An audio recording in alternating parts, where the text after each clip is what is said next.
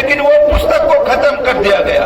अभी मेरे बेटे के पुस्तक में मैं जब पहुंचता हूं तो उसमें बताया जाता है इंडस वैली, लेकिन वो आर्यों के आगमन को कहीं ना कहीं छुपाने की कोशिश होती है। लेकिन अगर इतिहास का जानकारी नहीं होगा समाज को तो एक नया इतिहास नहीं बन सकता। इसलिए उन्हीं के इतिहास से उन्होंने जो लिखा वहां से सत्य चीज को डंके की चोट पर अपने समाज को बताना और समाज के बीच में चेतना फैलाना, ये हमारे, अगर हम थोड़े बहुत पढ़े लिखे तो ये this is my prime responsibility, ये मेरा धर्म है। तो आप सोच लीजिए कि भारत के इतिहास में बच्चों को पढ़ाया जाता है कि जो इंडस वैली थी, जो सिंधु घाटी की सभ्यता थी, वो 2500 साल पुरानी थी, 2500 BC।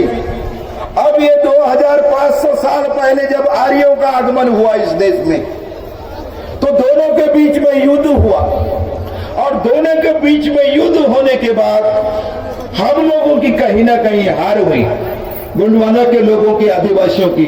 और हार का कारण था टेक्नोलॉजी। टेक्नोलॉजी क्या थी कि आपके पास में लोहा नहीं था, आपने लोहे का आविष्कार नहीं किया था, उनके हथियार लोहे के थे, और इस कारण ये हार हुई। और वहीं पर इन लोगों ने जो हमारी गोंडी भाषा थी, उसी गोंडी भाषा को उल्टा लिखकर ब्राह्मी भाषा बनाया, और उसी ब्राह्मी भाषा को फिर और डेवलपमेंट हुआ, उसको पाली बनाया, और फिर पाली से संस्कृत बना। तो आप सोच लीजिए कि पाली, ब्राह्मी और उसके पहले गोंडी, आने विश्व की अगर सबसे कोई प्राचीन लैंग्वेज है, विश्व की अगर कोई सबसे प्राचीन भाषा है तो वो गोंडी भाषा है, जो देव भाषा है। और विश्व की इस प्राचीन भाषा गोंडी भाषा को, जिसको 8 से 10 प्रदेशों में बोला जाता है, उसको 8वीं अनुसूची में नाम नहीं दिया जाना, ये बहुत बड़ा प्रश्न उठाता है कि जब मैथिल समाज के लोग, जो बिहार में मैथिल लोग हैं, वो मात्र 2-3 जिले में है, मैथिल समाज को 8वीं अनुसूची में उसकी मैथिल भाषा को अगर दे दिया गया, और सिंधी लोग जो कि पाकिस्तान से आए थे, सिंधी भाषा को भी 8वीं अनुसूची में दे दिया, लेकिन पूरे भारत में बोली जाने वाली गोंडी भाषा को अगर 8वीं अनुसूची में नहीं दिया गया है, तो हमारे जो प्रतिनिधि हैं, हमारे जो नेता हैं, उनको तो इस पर ध्यान देना चाहिए। और हम उनसे निवेदन भी करते हैं कि ये आंदोलन भी हमारे गोंडवाना ट्रस्ट को चलाना चाहिए, कि ये आंदोलन जो स्वाभिमान का आंदोलन है, गोंडवाना का आंदोलन है, किसकी भाषा रहती है, जिसकी संस्कृति रहती है, वो समाज हमेशा जिंदा रहता है। आप दूसरी चीज देख लीजिए, जब हम लोगों का वहां से हार हुआ, विस्थापन हुआ, तो वो जो पाकिस्तान और राजस्थान के बीच में हड़प्पा, मोहनजोदड़ो और लोथल है, वहां से डिस्प्लेसमेंट हुआ, वहां से डिस्प्लेसमेंट हुआ, तो उत्तर प्रदेश में जो गोंड लोग हैं, जो बहुत सारे हमारे गोंड समाज के लोग आए उत्तर प्रदेश से, वहां पर आए, और उत्तर प्रदेश में जब ये समाज के लोगों ने फिर से अपना सल्ले गांगरा, जिसको शिवलिंग भी बोलते हैं, जिसको पूना पूना भी बोलते हैं, जिसको मातृशक्ति और पितृशक्ति बोलते हैं, जिसको आपका वहां पे विश्व का क्या बोलते हैं, बनारस में जो है शंभू बाबा, उसका स्थापना भी आदिवासियों ने ही किया है। क्यों? क्योंकि यही ये सल्ले गांगरा है जो कि आर्कोलॉजिकल इंडिया ऑफ इंडिया ने, वो जो आपका सिंधु घाटी की सभ्यता से है, वहां से ये मिला है सल्ले गांगरा। और इसकी पूजा चूंकि हमारे लोग करते थे, तो कभी इन लोगों ने, जो तथाकथित अपने आप को बुद्धिजीवी पंडित, पोंगा पंडित ब्राह्मण लोगों ने, इन लोगों ने सीधा सीधा बोला था कि ये लोग योनि और शिश्री की पूजा करते हैं। मोतीराम कंगाली जी का पुस्तक पढ़ लीजिए, ऐसा करके हमको नीचा दिखाया।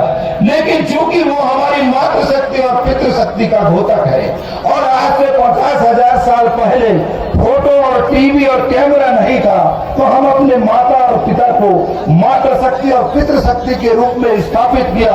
और भारत में जितने भी शंभू के स्थान है, जितने भी ये मातृशक्ति और पितृशक्ति के ये जो सल्ले कांगड़ा है, ये आदिवासी राजाओं के द्वारा ही स्थापित है। और इनको गोंडवाना को वापस लेना भी एक मिशन का काम है। जिस बनारस का मैंने नाम किया, बहुत सारे लोगों को क्वेश्चन आया होगा। मैं उत्तर प्रदेश में देवरिया में भी गया था। मुंशी प्रताप जी गौड़ जी यहाँ बैठे हैं। मैंने वहां पर बोला था, तो जब मैंने बोला तो इन लोगों ने चारों तरफ से मेरे को घेर लिया, क्योंकि शायद मार्को जी के ऊपर में हमला हो सकता है करके। मैं बताता हूँ कि बनारस गोंडी नाम है। मैं आपको सिद्ध करता हूँ कि वाराणसी गोंडी नाम है। और जो बनारस गोंडी नाम है, कैसे मैं बताता हूँ कि जो बड़ा देव होता है उसको बाना का रसवादन बहुत ज्यादा प्रिय है।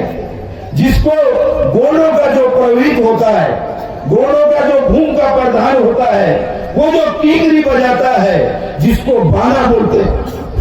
और जब उस बाना को बजाया जाता है, जो कि विश्व का सबसे प्राचीन वाद्य यंत्र है, विश्व का सबसे प्राचीन वाद्य यंत्र कीकरी है। यह भी गोंडवाना का है। इससे भी आप बोल सकते हैं कि गोंडवाना संस्कृति विश्व संस्कृति की जननी है।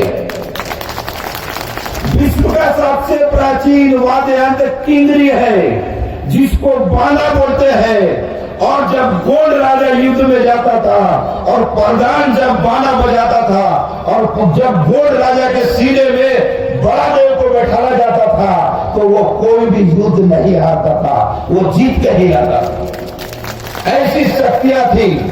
और उस बाना का जहां रसवादन होता है, वहां बड़ा देव साक्षात वर्धमान होता है। इस संस्कृति को भूल गए। अगर 5 गोत्र के प्रधान यहां अगर खड़े होकर बाना को बजा दे, तो कोई न कोई एक बड़ा देव के रूप में विराजमान हो जाएगा। यह मैं आदिवासी शक्तिपीठ में करता हूं। और जब बड़ा देव का स्थापना किया 12.5 फीट का, जो विश्व की सबसे बड़ी हमारी सल्ले कांगड़ा है, हम गोंड लोग 12.5 गोत्र के होते हैं, तो 12.5 फीट का सल्ले कांगड़ा है। जब 5 गोत्र के प्रधान लोगों ने जब कीकरी और बाना बजाया, तो 4-5 लोगों को यहाँ मारकाम जी बैठे हैं, बड़ा देव विराजमान हुआ और सारी मातृशक्तियां उनकी पैर धुलने लगी। ये ताकत है गोंडवाना की एक सांस्कृतिक शक्ति में। वहां पर भी जब लोथल और हड़प्पा से हम लोगों को भगाया गया और फिर से गोंडवाना को उत्तर प्रदेश में बसाया गया, और वहां पर फिर से जब बाना का रसवादन किया गया, वहां साक्षात बड़ा देव जागृत हुआ, तब बनारस में वो सल्ले कांगड़ा की स्थापना की।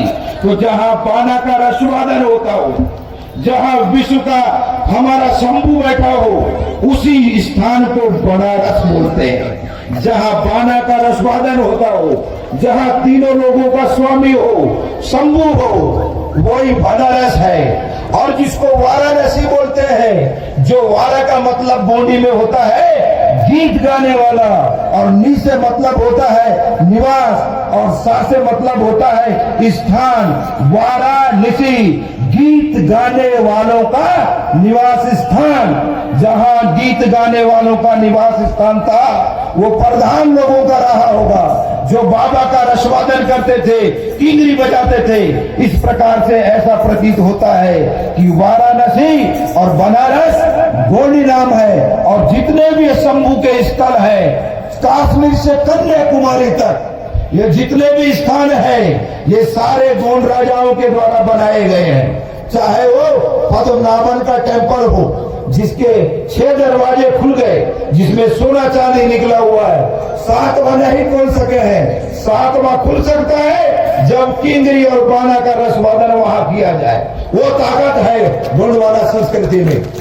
और जिस पद्मनाभन टेम्पल को मैं यहाँ बहुत ही सौम्यता के साथ बोलता हूँ कि किसी को भी बुरा न लगे दूसरे धर्म के लोगों को, लेकिन मुझे ये बताया गया है कि पद्मनाभन का टेम्पल जो है वो विष्णु का है। लेकिन जो मैं देख के आया हूं, जो केरल के कोलाम डिस्ट्रिक्ट में है, कोलाम भी गोंडों में आते हैं,